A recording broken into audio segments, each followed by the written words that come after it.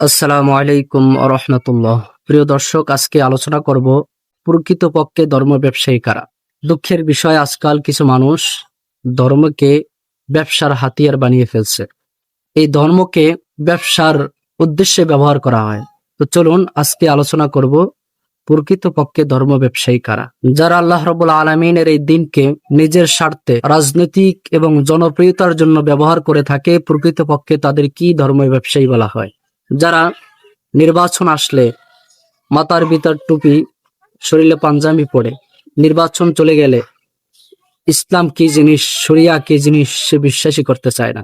রাজনৈতিক সময় আসলে, নির্বাচন আসলে মসজিদে যাওয়া হয়, মসজিদে গিয়ে সামনের কাতারে বসে এরপরে আবার ইসলামিক কথা বলা হয়, কিন্তু যখন নির্বাচন চলে যায় তখন ইসলামের বিরুদ্ধে অবস্থান করে থাকে। এদের কি প্রকৃতপক্ষে ধর্ম ব্যবসায়ী বলা হয়। এছাড়াও রাজনৈতিক স্বার্থে এবং নিজেদের স্বার্থে সত্যকে গোপন রাখে এবং মিথ্যাকে প্রচার করে।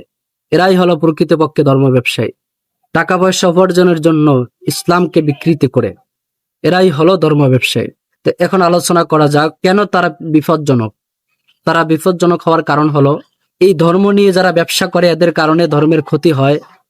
তা হলো মানুষ বিভ্রান্তি সৃষ্টি হয়, মানুষের মাঝে ধর্ম নিয়ে প্রশ্ন জাগে, মানুষের মাঝে ধর্মীয় আলোচকদেরকে নিয়ে প্রশ্ন জাগে এবং তারা সন্দেহের মধ্যে পড়ে যায়। আসলে ধর্ম ব্যবসায়ীদের মধ্যে কলা কৌশলে পড়ে অনেক মানুষ সে ধর্মের মধ্যে তার সন্দেহ ঢুকে যায়। এছাড়াও ইসলামের সঠিক বার্তা তাদের কাছে পৌঁছায় না, ইসলামের অবস্থা, ইসলামের নাম খারাপ হয়। এজন্য আসুন ধর্ম ব্যবসায়ী থেকে আমরা দূরে থাকি। আমরা খোদাবিরু আল্লাহওয়ালা তাকওয়াবান মানুষের সঙ্গী হই। যে কোনো বিষয়ে আল্লাহওয়ালাদের কাছে জিজ্ঞাসা করি। এবং যারা রাজনৈতিক সময় আসলে, নির্বাচন আসলে মসজিদে গিয়ে কোরআন ও হাদিসের বড় বড় আলোচনা করে, এদের থেকে আমরা দূরে থাকি।